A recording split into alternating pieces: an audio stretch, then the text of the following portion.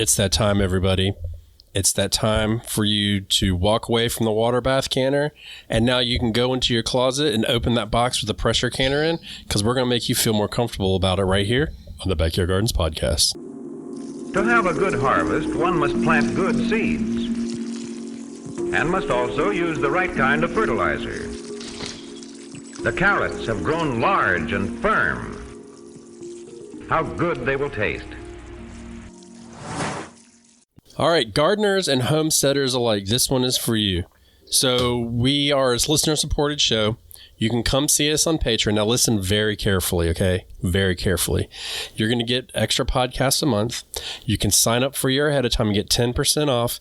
And now we're going to start doing a monthly giveaway where we are going to draw a patron out of a hat, and you're going to have a one-on-one Zoom call with us. So come check us out, come be part of the crew, and help support the show. And you can get t-shirts and then buy stuff on Amazon too.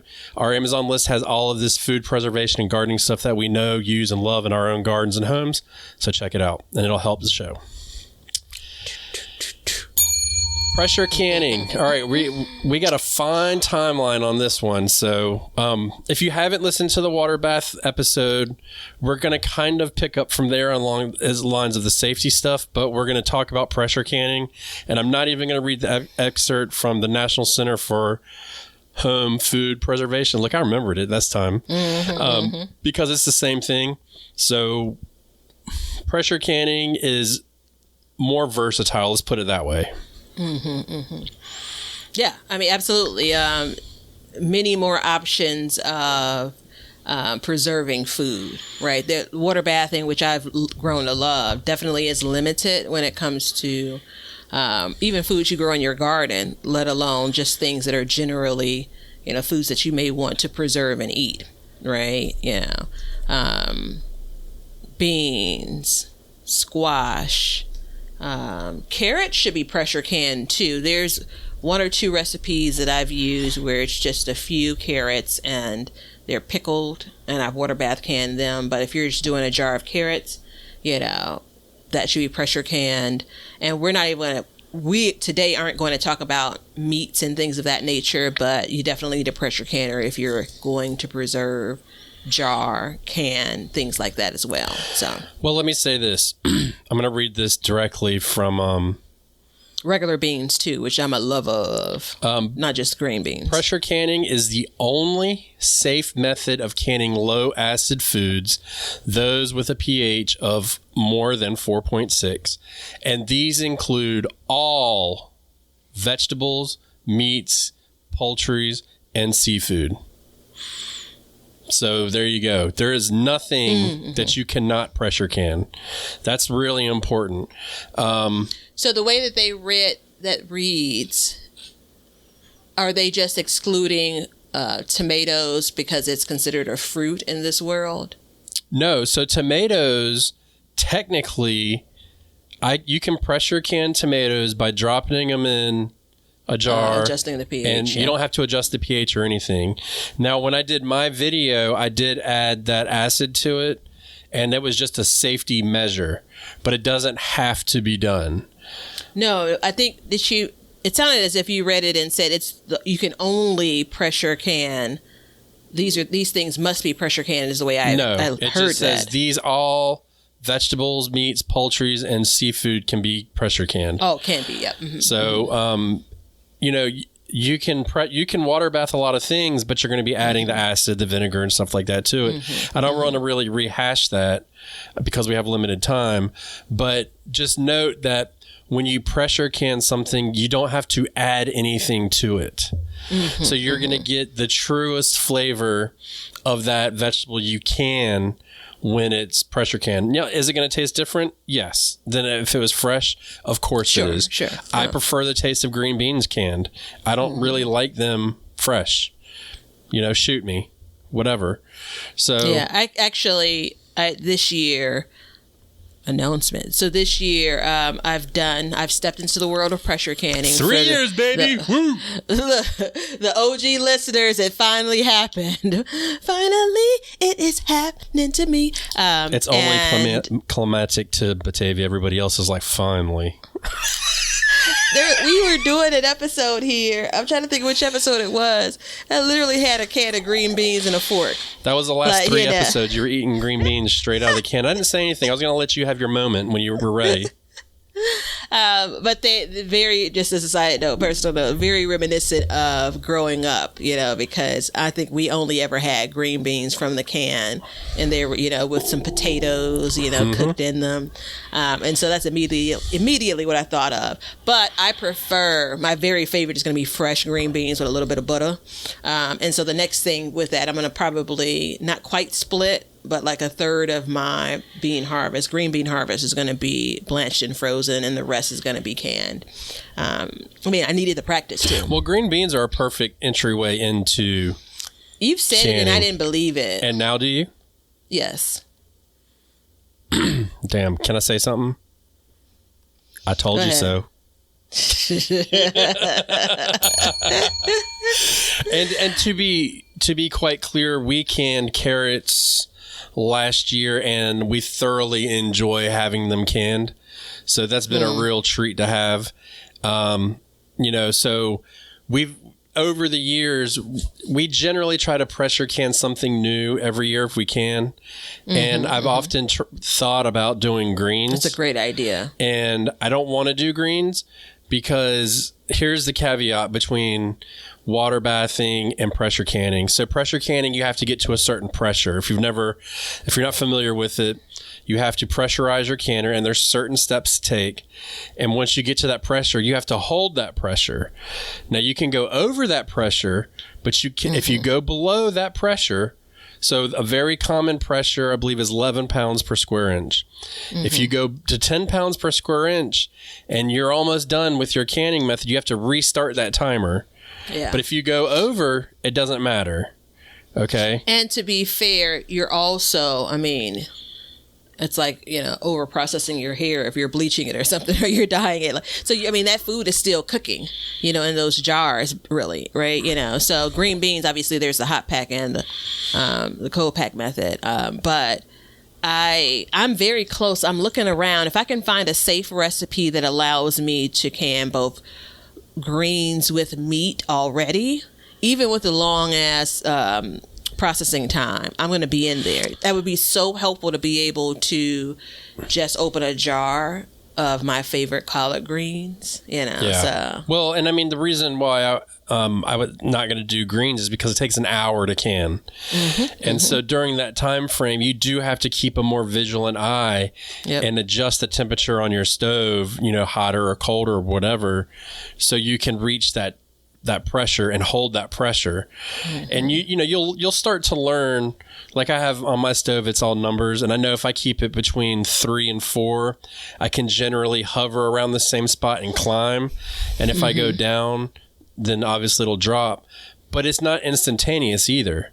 Yeah. So when you go to turn it, like I when in my tomato canning video, I said it was like steering a ship. Like you can't just go hard port all of a sudden and like bust a UE out. You've got to like slowly do it, and then you have to correct, because even when you stop, it's going to keep going. So it's the same idea. So you just want to make sure you stay on top of that, and every single time you can use the manual. Yep. Use the manual. Don't throw it out, gentlemen. Don't throw it out, because it's safe, and that pressure canner company has built that manual for you based on their pressure canning and their knowledge, and it's the easiest way to keep track of all of it, and it tells you in there how to can meats and basically everything. Yeah, I have a little basket that my pressure canner sat in for 3 years, and the manual was inside that basket. And you read it 500 times in 3 years? No. No. Nope, read it a couple of times originally and said, okay, maybe next year. Came back, read it a couple of times. Fought the urge of like, I mean, I kind of got this, right? Yeah. You know, but was obedient in that. But all of my manuals go underneath the couch cushion. One of my best girlfriends, we used to live together, she taught me that trick. It's like, you always know where to go. Go underneath the couch cushion. But the pressure canning. That's a part of manual has a Batavia I didn't special want to know place. about. I didn't want to know that. Well, now you know, and people are like, "Oh, genius!" While you're looking at me like, you know, I'm a crazy person. It's 50-50. But the manual that for my I have an all-American canner. It's 910, I think, is the model, and it can hold up to 7 pint jars and 4 quart jars, and so that's probably the smallest in the all-American line, I think. And these, I mean, it's comparing it to last week. It's an investment compared to, you know, getting a big stock pot or even a water bath canner that's going to cost you $20. So let's not pretend here, right? Like, I feel great about it. I made the purchase probably right before everything went crazy from a price perspective. It was still in the middle of the, you know, what's happening in the world. Everyone's gardening, so there was some inflation just a bit for that. But anyway, there are larger canners that allow you to do a lot more, and I probably will end up getting one of those in the future. But being able to can 7 quarts of anything is pretty right on for me. Yeah. You know, there's not a whole lot that I'm doing where I need something that's much bigger. And I think things like that are important when it comes to, is it, you know, do you really need one, right? You know, beans, going back to green beans, the reason why I think it's a great entry is because those things come on fast and furious. And so you will, in a couple of days, if you have enough plants. I don't know, I did like 6 plants, 7 plants or something this year, regular runner beans. And over the course of 2 or 3 days, I had enough to do 4 or 5 pints of beans, so enough to fill the pressure canner. Right. And that was something that I've always been concerned about, and that's something, again, that you don't have to necessarily worry about with water bath canning, is having enough of the produce to preserve in the way that I want to preserve it. Right. I got to stop you real quick. I got to stop you because you mentioned the all-American canner that you use. If you have a glass top stove, you have to use the Presto canner. It's the only one rated for a glass top stove, and they're like super common right now. So I just want to make sure that gets out there. I'm sorry to interrupt you, but Sure. that's No, it's okay. It's like super important because at the time of this recording, there is only one brand that is rated by the National Food Institute Safety for Canning to do that. So just That's an excellent point. yeah, Yep. you got to make sure that you're doing it. And if you read through comments and stuff like that, you'll see it. So it's just know that, because some of them, I don't know how they're built, but the way that the ridges on the bottom are, they might not register. And so it'll never heat up and get to that point. Yeah. And so it's kind of a sorted tales. Like your what do they call it? Instapots, not a pressure canner. So, Right? okay. You know. I'm glad you brought that up, because I used that to can small batches of green beans for a long time and never got sick. You're still alive? Yeah. But hold on, I didn't get sick, but I had somebody contact me at one point. They're like, that's not safe to use. And I was like, what are you talking about? And I went and read about it. And so the deal with it is it's not rated to a certain pressure. That's the problem. So it does have a canning button on it, but because they can't tell you, or you can't adjust the pressure, it's not deemed safe by the powers that be to use in that manner. So we now have one that we don't even use. Like we have one that I can't remember the name of, but it definitely had a canning button on it, and we would can green, because we, a lot of times in the beginning of the season, you get enough to fill 1 jar. And so we could plop a jar in there and can it, but now we don't even do that. We just, I'll bust out the whole canner for it. But because mine is small, it's not like a big to-do. My pressure canner is actually a bit smaller than my water bath canner. But they're all sitting on, I have my rack with my kind of food preservation stuff that comes out and stays in the kitchen for this season. I think that probably from the point you put the jars into the canner to the point you pull them out, it's different. But everything beforehand, like your prep work, getting jars or food into jars. All of that's the same across. I'm not talking about the idea of adding, lemon or something like that. Like we already talked about last week, how that's different. But your work kind of getting your food prepped is the same across those two methods.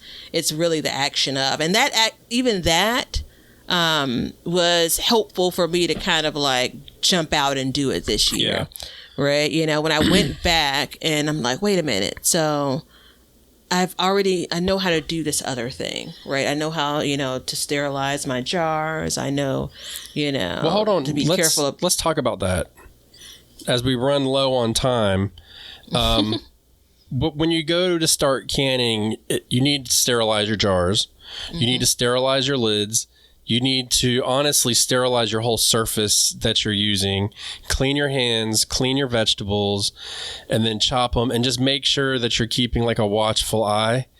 Because I don't want to sit here and talk like there's people that already do one and not the other, because there's very well could be people that have never done any of this. Don't do either, yeah. And when we say sterilizing the jars, it's boiling in a rolling boil. What is it? Rolling boil for 10 minutes. You don't have to do the rings, but you do have to do the lids. And get yourself a canning kit.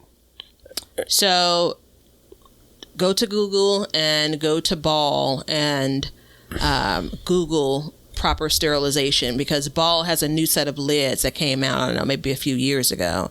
And they recommend that you wash those in hot soapy water to clean them, but not boil them. And I haven't experienced it myself, but some people have reported if they boil them like they used to for years and years, that they didn't get a seal, right? So again, research that on your own. And then there's some guidelines around if you're processing above X number of minutes in your canner, whether it's water bath or a pressure can, then the jars don't need to be boiled, because that's going to happen as a part of processing it for 40 minutes. See, I can't get on board with that. Yeah, so let me finish my thought.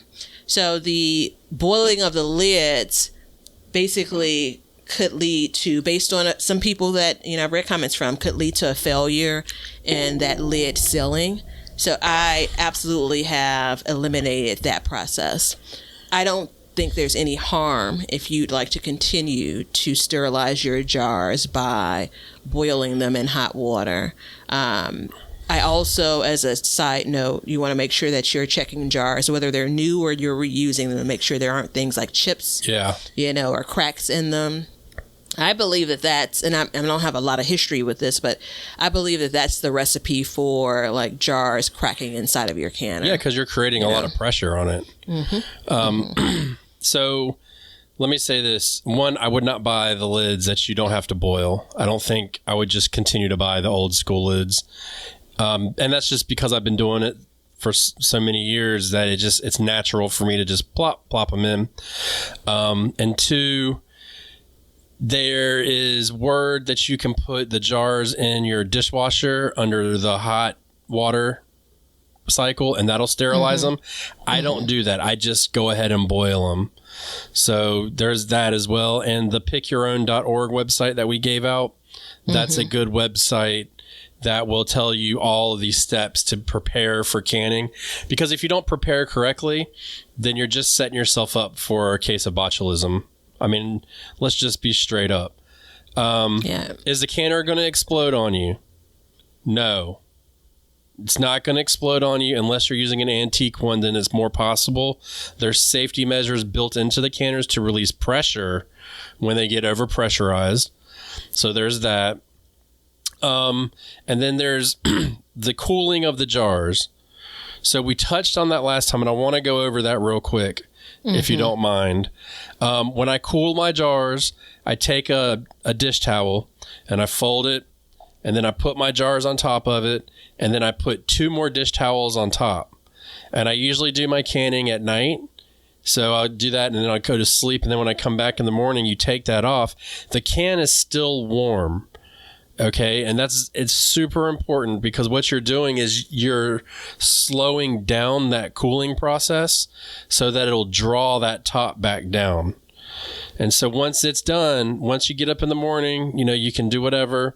You take off the ring, the little ring. At this point, it should definitely be sealed. And I pick it up by the lid and I bounce it. If you're watching the video right now, I bounce it just like this, just by holding the lid. And if it pops off, it's not canned. At this point, even though Batavia doesn't agree, you can now go back if that doesn't do it, and then you can redo the canning process. So that is an option for you at that point if that's something you want to do. I have done that. I have no problems doing that, but I get where you're coming from with that too. I've read instructions. That's the key. I've read instructions like in a Ball canning book. And I did want to point out that Ball isn't the only provider of jars that are used for canning but they're and lids, well right? tested and loved. Well known, well respected. But I'm almost certain that I've read in their canning books this idea of reprocessing if the seal is faulty or if the seal hasn't the lid hasn't sealed.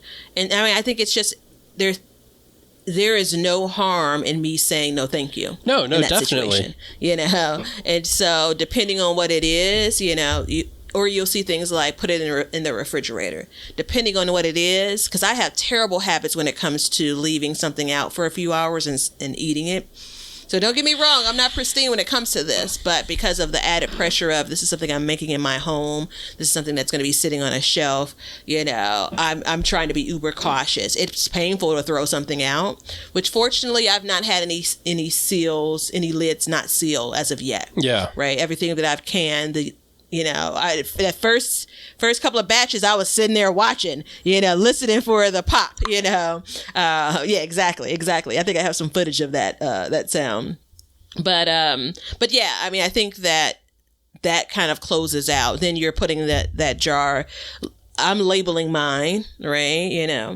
There may be some deposits on it. You may want to rinse it off, depending on kind of how you roll. But I'm labeling it because once you start picking up what you're canning, in either method, in both methods, you want to know that this is from 2022 versus 2024. Yeah, I just put the year on it. That's all I do. Mm-hmm. Unless it's like a jam or something and I can't tell the difference, and I'll do like an abbreviation, but I just do that. I originally put the actual date because that was my reference to when I was canning things. Like I could say, okay, all of this has September, so I know that that's when the thing comes in. But now I kind of know that. So yeah, a year I think is you start to know that fine. Stuff. Mm-hmm. And I mean, and the thing is it can go longer than a year. You can have it in your cabinet longer than a year. When you said that, I only, I've left food out for a couple hours and ate it. I'm like, yeesh, I've left food out for a couple days and ate it. Like many times. It was overnight, but I didn't want to embarrass myself and out myself in that way. No, you just embarrassed me because I called myself out. I grew up, it was famous. We'd order pizza and it would sit out for 2 days and we'd eat it. I'm surprised we never got sick. Wow, but, it's what you're comfortable with. But I agree with Batavia. So I disagree with Batavia in thinking that she's being overcautious, but I applaud her because better safe than sorry.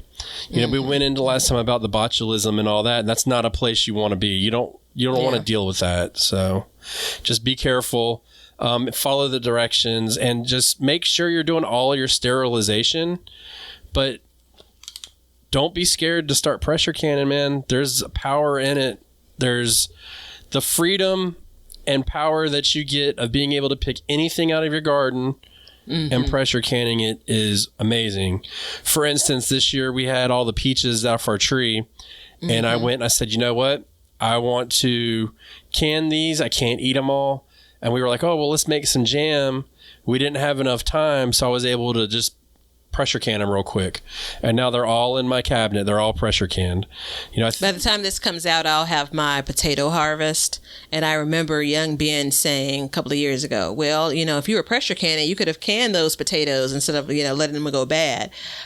So I think that is a great way to really, it's going to sound cliche, preserve the harvest, right? Like you shouldn't shudder at the fact that you got, 40 peaches. That's a celebration because guess what? Y'all have some fresh peaches.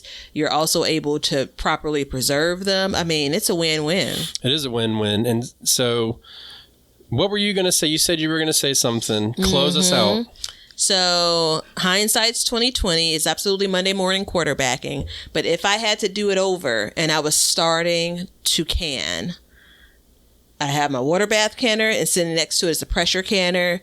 I would start out with pressure canning. Rip the Band-Aid off, right? I firmly still believe water bath canning is easier, right? But it creates a crutch for you. It created a crutch for me. It made it easier and easier for me to push off, the big bad pressure canner. That's not how you said it to me. Look, how did I say it? We're gonna leave that in, but I'm gonna give it to y'all straight up. Rip the Band-Aid off. It's a crutch. You don't need it. Look, wait. That was Batavia 15 minutes or 5 minutes before we started. I just want to go on 5 record. minutes ago, it was this. It was like, and rip the Band-Aid off. Yeah. That was what it was. And until next time, everybody. Look, you got to see the video to really get that full effect. See ya. Now you know why people feel like celebrating at harvest time. All over the world, people have feasting and good times when the crops have been gathered in. Hey, everybody. Thanks for checking out the Backyard Gardens podcast. If you like what we're doing and you want to continue to support the podcast, head over to our Patreon page to sign up. You can also make a one-time donation using PayPal. Both of these links are in the description. With your support, we can continue growing and helping others in their gardens. See ya. If you guys want some Backyard Gardens gear, go to the link below and check out our t-shirts, mugs, pint glasses, and other gear. All purchases go towards helping to support the show, so thank you so much in advance, and we hope you enjoy. We want everybody to have a garden, and we're going to give you a chance to win free seeds every month. Head over to backyardgardenstv.com and enter your email address to be entered in all of our giveaways. Good luck. We want you to be a part of our gardening community. DM us a picture of your garden at Backyard Gardens TV on Instagram, and we will share it with our listeners.